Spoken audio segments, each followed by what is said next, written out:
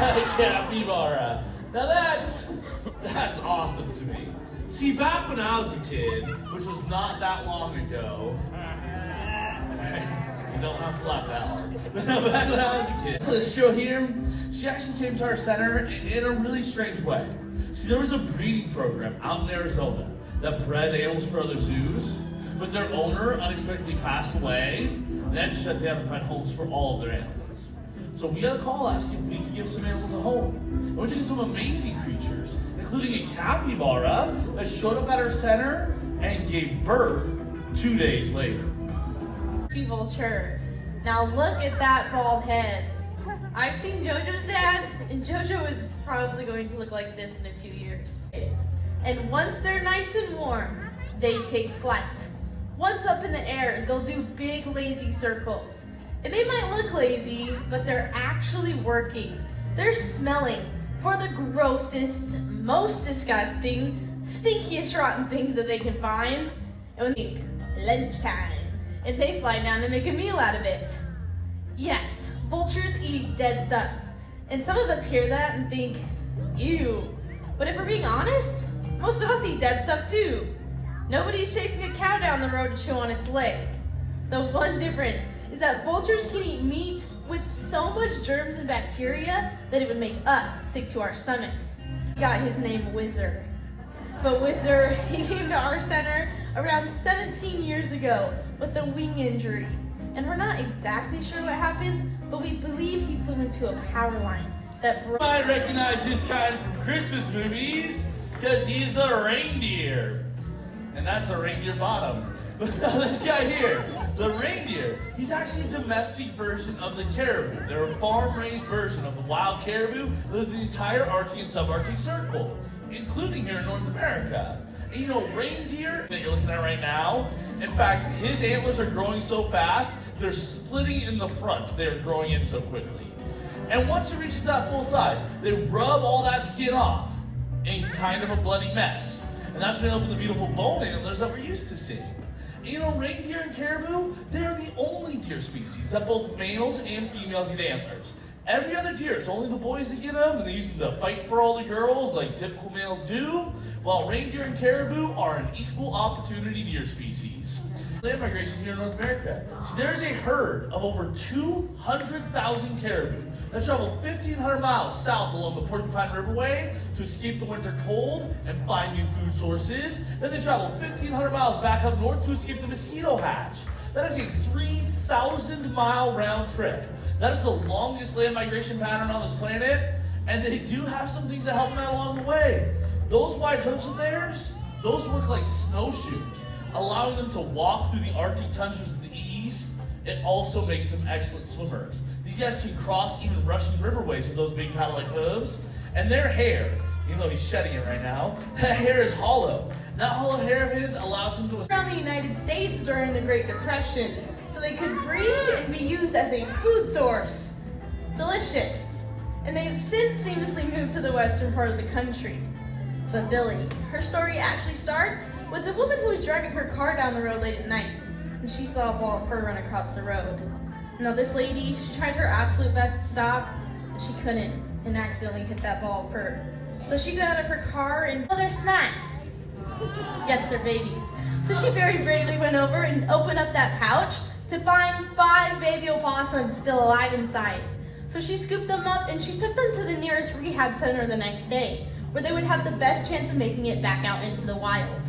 And Billy's siblings, they did great, except for little Billy here, who they'd come to find out had too many health issues, which caused her to tremble, and she couldn't be released out back into the wild with her siblings. Down a tree head first, what would happen to your babies?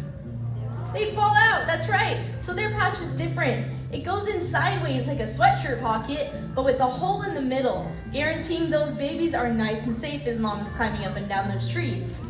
And once those babies are big enough to leave the pouch, do you guys think they leave their mom right away? No, they're like millennials. They hang around for a while. They climb up onto their mom's back, grab onto some fur, riding around piggyback style, learning where their mom is finding food. All right. Now this is Hebrew, and what is he? Who? Who? messing with you guys. That's my only owl joke, is to go hoo. Because you're absolutely right. He's an owl. He's what's known as the barred owl, named for the stripe pattern he's got going down his back. You know, Ebu here, he was actually sent to our center around 27 years ago. He has lost the ability to fly, and that is why he's with us at our center. Now, I did say he came to us around 27 years ago. He's now pushing at least 30 years old. Barred owls typically live 20 to 25 years. He has a terrible retirement plan. But this guy here, he's still going strong. You know, owls are one of my all-time favorites to share with an audience because these birds, they are perfectly set up to fly and hunt at night. The bats, they might not hear him coming. He can make a sneak attack to capture his prey.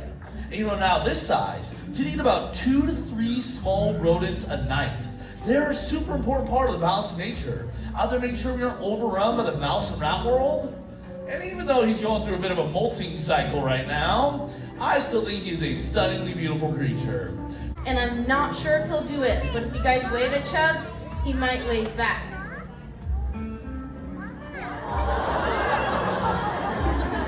But Chubbs, he was found living in a fraternity house in Northern California. You guys that don't know what a fraternity house is, it's a place where young men go to college and do good things in the community. But Chubbs, he was confiscated by California Fish and Wildlife and sent to us at our center around 7 years ago. This is Spike, and he's about 6.5 feet, about 110 pounds, a North American alligator. Now, the first question that people always seem to ask about Spike is, yo, Jojo, why doesn't he bite you? And you guys know what the answer to that question is? Well, Spike here, he only bites Dodger fans. Yeah, he's very smart. 4 years ago, he was found being kept in a man's bathtub in Los Angeles. Yeah, do you know where an alligator does not belong? In a bathtub in Los Angeles. And he was taken away, he was sent to our center, and he's been helping us do education programs ever since. With the North American alligator, this guy is perfectly set up for life in our southern swamps. Everything from his nose being positioned on top of his snout, he can stick just the tip of his nose out of the water, and he can breathe that works like a snorkel. Then, he's got these awesome spikes. Do you guys see those spikes going down his back? Yeah, those spikes, those are what's known as an osteoderm. Can you guys say osteoderm? Now one more time. Third time. You guys know what I'm doing? I'm catching my breath. But no, that's awesome. That's an osteoderm. It means it's part bone, part skin. That is his protection from other alligators. North American alligator has made such a strong comeback that there are over 2 million alligators in Florida alone. Now they have to have a hunting season just to manage population. But it shows that if we truly care about species, we can make a big difference out in the wilds. But let's big girl. This is Spirit, and big jump. Nice. And she is the bald eagle. Now, she's not called a bald eagle because she looks like a wizard and has a receding hairline. No, she's called a bald eagle because that white color shit on her head and down her tail feathers. But you know, when this bird was first born, she didn't have any of that. No, when she was first born, she was almost completely black and brown. It took about 6 years for her to develop that adult coloration in. The pellet here in a second. This is the walk. Yummy. That's our version of the splash zone, I guess. Good job, girl. Majestic. No, you know what that is? That's all the fur, the bones, the teeth, all the stuff that you can't digest, basically comes back out of their beak. Owls are specifically known for it, but all birds of prey do it. Kind of cool. Now, just not all of them do it in public. No, where was I? Oh, she managed to swim her way back to shore, and she was saved by a special wildlife vet out on the island of Sitka, and they did save her life. But her left wing was so badly infected that they had to amputate it above her elbow. So she is missing that entire left wing, has lost the ability to fly. Oh, we're going to be a great show today. They say I do a crappy show. I don't know. I'm trying to tell your story, girl. Anyways, she had to have her wing amputated, and that's why she's with us at our center. But the bald eagles lay very soft eggs. So in the nest, the eggs would break, and no new generations of eagles would be born. Now here's the thing, DDT was banned in the 70s. It was done being used, but the problem was still occurring, and our national symbol was in danger of going extinct. It actually took the help of passionate people. You know, watch the bald eagles' nests, waiting for moms to lay their eggs. Right when those eggs were laid, they would chase mom away, which is not as easy as it sounds. They would take the soft eggs back to incubate them and leave fake eggs in the nest. And right when those babies were hatching, rushing back to that very same nest, and this was working surprisingly well. Best part was, yeah, she's a beautiful bird. Now, did you guys enjoy those animals?